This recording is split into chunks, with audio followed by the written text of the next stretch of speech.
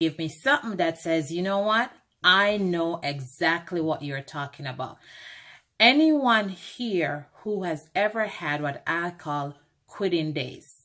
You have days where you say, you know, that's it, I quit.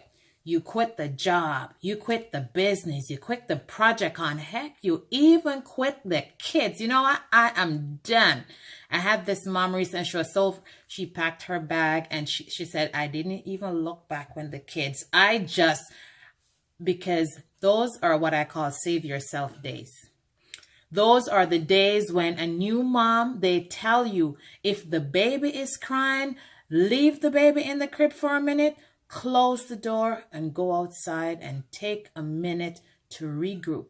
Because that's when they have those shaken baby syndrome happening, because you're trying to calm the baby down, you're getting frustrated. So quitting days. Yes, I see some hearts went up. So we've had some of those. Now, the secret to withstanding quitting days is a big word. It's called persistence. It's the ability to keep, the actual meaning is it's a quality that allows someone to do something or try to do something even though it's difficult and it's opposed by others. So whatever your goals, whatever your dreams, whatever your desires, whatever you are working on, you have to have some persistence. You have to be, hello, I got Barbados in the house. Hello, Leanne, how are you? Thank you for joining us. She's on vacation and still has time to log in. You have to be persistent. You have to make a decision that I am not going to give up. I may have a quitting day, which means I'm taking a me day. It's an opportunity for me to regroup. But it means you don't stop. You don't slow down. You keep going, right? So some of my here say, oh, I quit. You quit, but that's just only until you turn the corner, because you're back in the saddle. You can't give up, because that's your dream, your baby, your mission, and you have to complete it no matter what. And sometimes you may offend others and people might think, man, she is just crazy or he is just crazy. What are they talking about? What are you doing? Why are you doing what you're doing? I have Allison Harvey that's on here, and she has a mission that she wants to get done over in Haiti. She had an event here in Toronto recently where we had hundreds of women that she was just celebrating in our community, that many of them, their family or friends, are not even aware of the things and the accomplishment that they have done. And to have someone come out and celebrate, and she's doing it, and it's not necessarily seen and accepted and embraced and encouraged by others, but she keeps going because she sees the result for just one person. And we all need to be focused on one. Your aim is never the mass, it's the one person. Because if you cut an apple or an orange and you take one seed and you plant that one seed, what will you get? You can get an apple orchard, because from that one seed and it grows, you can plant more.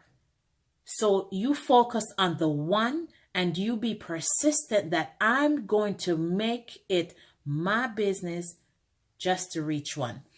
So I have two different breakdown. I have one for persistent, T-E-N-T, and one for persistence. Now, to be persistent with the T, you're pursuing everything relentlessly while you're serving insistently. You're giving thanks extensively for new and necessary talents. Because when you're being persistent, it means you're going through a lot of change. You're going through a lot of growth. You're experiencing stuff. You're serving others because service to many leads to greatness.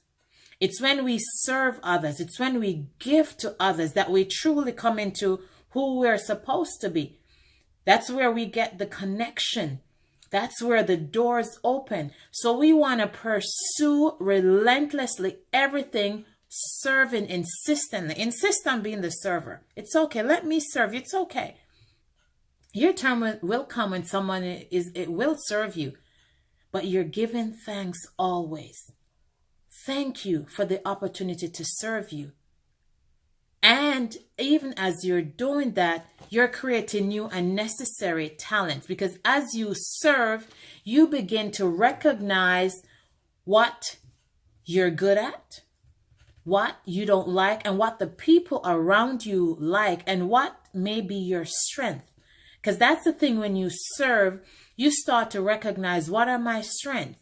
What are my weakness? What am I not good at? What am I great at?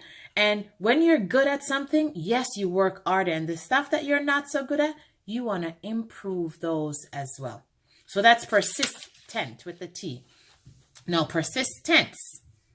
You want to be pursuing your dreams effortlessly while resisting the urge to sit in silence. You need to know your thoughts to encourage yourself to create new and current expressions of dreams.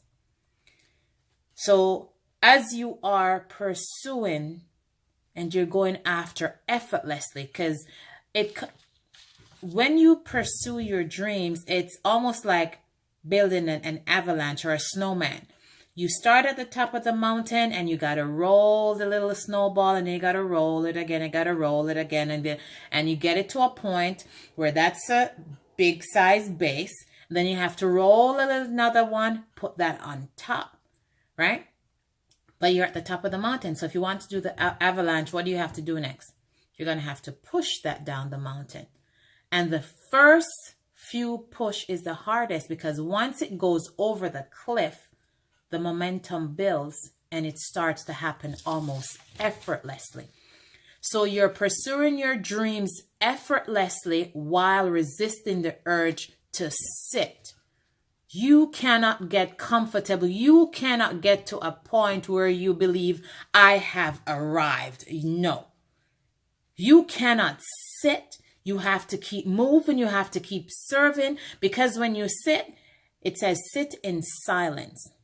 Sometimes you take a minute to sit in silence to know, what are my thoughts? What are they saying to me?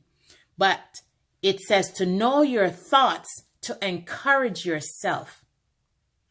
Because the thing with listening to our thoughts, the chatter that other people have around us will come into play.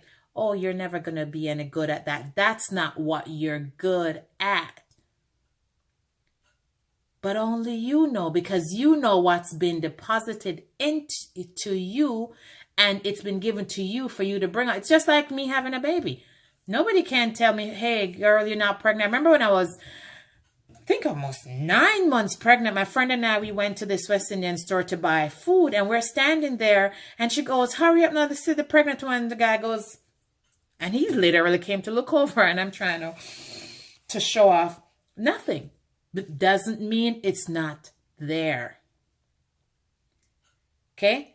Had this, got a message last night from someone in the States, and she goes, you know what? I need you to help me to just really work up my business, just really do what I need to do. And I sent her a message back. I said, your first thing is you have to be committed, because you have to be willing to do this. And she's telling me, you know, stuff that's happening and the type of hours that she makes. Hey, Natalie, welcome. And I said to her, I was working night shift when I started my business. But when I got the phone call, I got a phone call one night at 1 a.m. It was from the police. And you know, when the police call you, they make it dramatic, because they call you. Hi, Miss Gordon, this is Officer so-and-so. And he paused to make sure it sunk in that I heard it was the police. He goes, we're at your house and there was the fire. Your son was trying to cook. I think the rest of my brain shut off. I grabbed my bag, and as I am walking past the supervisor at Canada Post, I said to them, there is a fire at my house. I am gone. I didn't stop. I didn't look back. I didn't see whether or not he heard or responded. I left. And all the way home, I kept thinking, oh my God, thank you. I could have gotten a call that my 5 kids are dead. So I said to her, you now have a decision that you have to make. Do you really want to do your business? Do you really want to deal with what the stuff you're saying that you want to deal with, or are you going to make excuses? And that's what happened. We have to get to a place where we say, you know what? No matter what, I'm going to push through. And that's all I've been doing for years. That's all I do. I show up consistently. Even when I don't feel like it, I show up. And that's what it means to be persistent.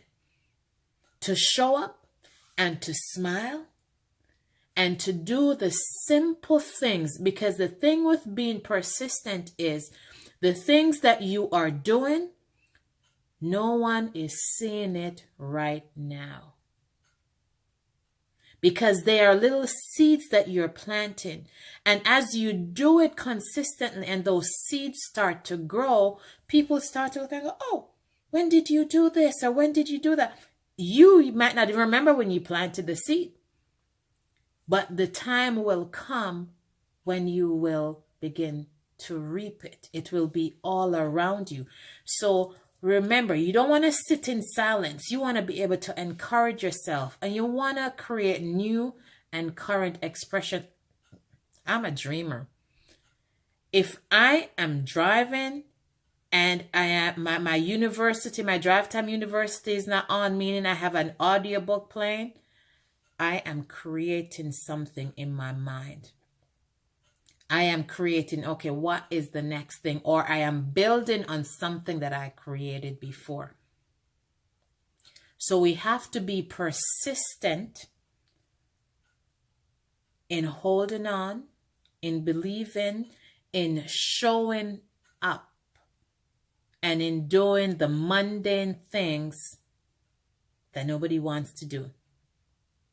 Right? So we're going to pursuing everything relentlessly, serving insistently, giving thanks extensively for new and necessary talents. The talent for me, my talent that I pray for every day is just the ability to go on one more day. One more day. One more day. I never ask for a week. Just one more day. Do I have a crumb on my mouth? Yeah, I do. I'm sorry. One more day. You have the ability to be persistent as well. Find somebody to hold you accountable. Find somebody that said, hey, Leanne, I thought you said you were going to do this. Natalie, I thought you said you were going to do that. I never got a call. I never saw you. What happened? And you have to be willing to start over again and again and again. But remember, in your starting over, it's never really a new beginning, because now you have experience. Now you have knowledge of what doesn't work. So you don't need to do that again. So your starting over is something new and something better, because you are persistent and you keep going. I love you.